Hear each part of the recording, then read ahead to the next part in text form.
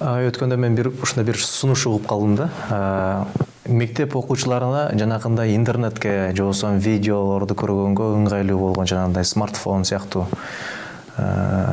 телефондор көтөрүү алар үчүн азыр мода болуп калды биринчиден. Экинчиден жана WhatsApp сыяктуу социал тармактар менен колдонушуп, бири-бирине уят видеолор жиберишип, айтор бузукулуктун башаты болуп калды. Ушуну балким мектептерге тыюу салып салса кандай болот деген бир ой калчоолор дагы туула баштаптыр да. Буга сиздин көз карашыңыз кандай? Менин көз карашым буга анык эле. Бирок азыр сен айтып атсаң мен таң калып атам. Кызык, буга кимдер каршы болот болду экен? Кайсы катмар ушуга каршы болот болду экен? Буга жалпы эл макул деп ойлойм. Мен да ата-энем. Мен мисалы үчүн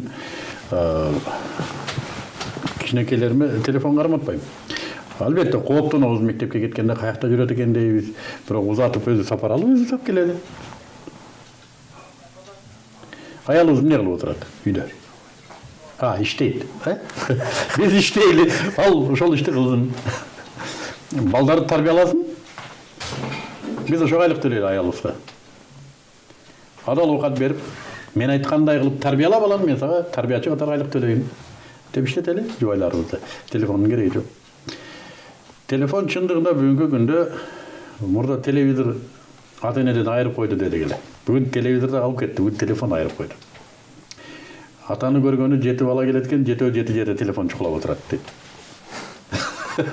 Ата да телефон менен.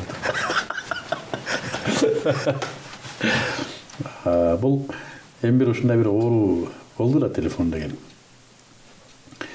Өзгөчө жаш балдарга муну мен физикалык зыянын айтпай эле коеюн. Биз кызык эле экенбиз. Ушуну илим какшап айтып атат.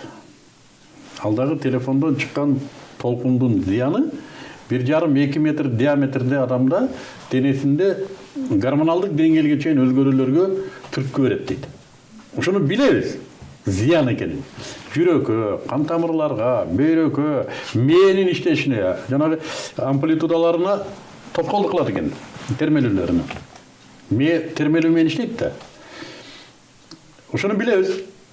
Билип туруп беребиз. Жана бир аалым айткан экен, энелер билип туруп балдарын отко түртөт деп. Кантип десе эртең менен багымдат намазын ойготпойт дейт. Эне кантип баласын отко ыргытсын? Ыргытат экен. Ушундай эле балдарыбызды азыртан өзүбүз оорутуп атабыз. Негизи тыюу салыш керек. Көп нерсеге тыюу салыш керек. Балдардын телефон көтөргөнүнө, кыздардын кыска кийимине, кыздардын четке чыкканына, балдардын ата-энесин бакпай койгонуна, ошол өтө көп нерселерди. Биздин парламент эмне мыйзамдарды алып атат, билбейм, дарынын баасы жөнүндө алып атабы, арзаныраак сатып кийинчерээк дагы мындай. Бул өздөрү жооп берет го аялында, бирок мына ушундай элге зарыл болгон мыйзамдар турат. Мен ушу акыркы 10 жыл ичинде парламенттин бирден бир пайдалуу мыйзамы катары казинолордун жоюлушун айтам. Башка эсимде жок.